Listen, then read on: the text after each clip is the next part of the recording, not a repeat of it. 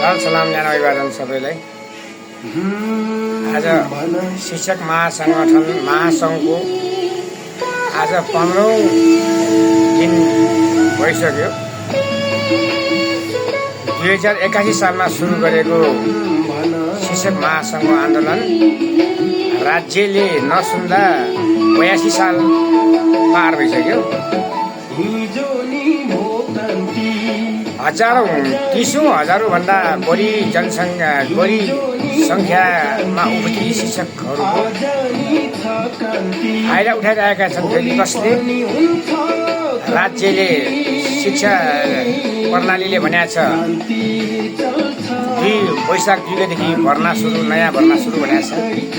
शिक्षकहरू आन्दोलित छन्। उनको माग समुद्र नौरसमा हामी पछाडि हट्दैनौँ भन्ने छ हैन। तर शैक्षिक माफियाहरू फेरि धमाधम भर्ना सुरु गरिरहेका छन्।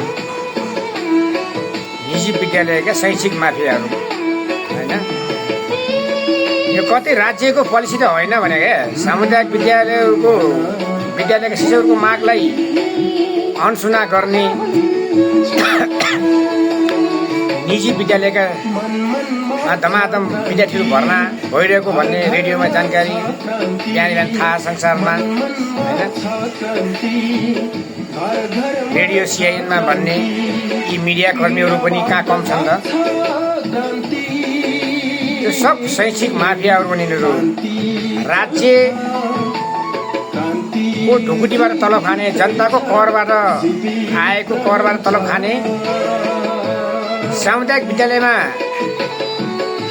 चासो नगर्ने, निजी विद्यालयमा चासो गर्ने यी शैक्षिक माफियाहरू सबै यिनी दुवै शैक्षिक माफिया हुन्।